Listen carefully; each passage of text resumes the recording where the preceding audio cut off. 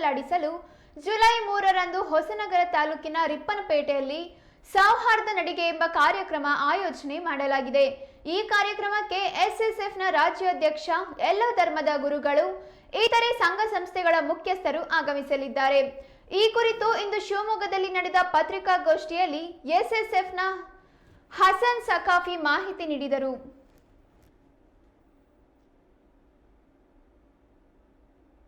ಜಿಲ್ಲಾ ಸಮಿತಿಗಳನ್ನು ಹೊಂದಿದೆ.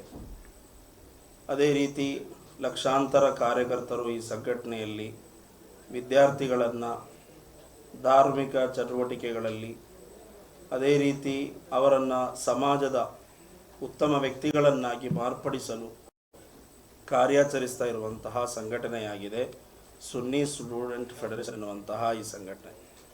ಅದರ ರಾಜ್ಯ ಸಮಿತಿಯು ಇತ್ತೀಚೆಗೆ ಕರ್ನಾಟಕದಲ್ಲಿ ನಡೆಯುತ್ತಿರುವಂತಹ ಆಗು ಹೋಗುಗಳು, ಸನ್ನಿವೇಶಗಳನ್ನೆಲ್ಲ ಕಾಣುವಾಗ ಈ ಭವ್ಯವಾದ ಕರ್ನಾಟಕದ ಸೌಂದರ್ಯವನ್ನು ಎಲ್ಲೋ ಹಾಳು ಮಾಡುತ್ತಾ ಇದ್ದಾರೆ ಯಾರೋ ಕೆಲವೊಂದಿಷ್ಟು ಜನ ಎನ್ನುವಂತಹ ನಿಟ್ಟಿನಲ್ಲಿ ಅದನ್ನು ಸರಿಪಡಿಸಿ ಆ ಸೌಂದರ್ಯವನ್ನು, ಆ ಭಾತೃತ್ವವನ್ನು, ಆ ಸೌಹಾರ್ದತೆಯನ್ನು ಕಾಪಾಡಬೇಕು ಎನ್ನುವ ದೃಷ್ಟಿಯಲ್ಲಿ ರಾಜ್ಯದಾದ್ಯಂತವಿರುವ ಸರಿಸುಮಾರು 20 ಪ್ರಮುಖ ಪಟ್ಟಣಗಳಲ್ಲಿ ಸೌಹಾರ್ದ ನಡಿಗೆ ಎನ್ನುವಂತಹ ಒಂದು ಕಾರ್ಯಕ್ರಮವನ್ನು ಈಗಾಗಲೇ ಹಮ್ಮಿಕೊಂಡು ಮೈಸೂರು, ದಾವಣಗೆರೆ, ಚಿತ್ರದುರ್ಗ, ಹೂವಿನಹಡಗಲಿಯಂತಹ ಪ್ರದೇಶಗಳಲ್ಲೆಲ್ಲ ಪ್ರಮುಖವಾಗಿ ಹಿಂದೂ, ಮುಸ್ಲಿಂ, ಕ್ರೈಸ್ತ, ಜೈನ ಧರ್ಮಗಳ ಪ್ರಮುಖ ನಾಯಕರುಗಳು ಮುಖ್ಯ ಪಟ್ಟಣಗಳಲ್ಲಿ ಕೈ ಹಿಡಿದುಕೊಂಡು ನಡೆಯುವುದರ ಮೂಲಕ ಒಂದು ಕಡೆಯಲ್ಲಿ ಒಂದು ಸೇರಿ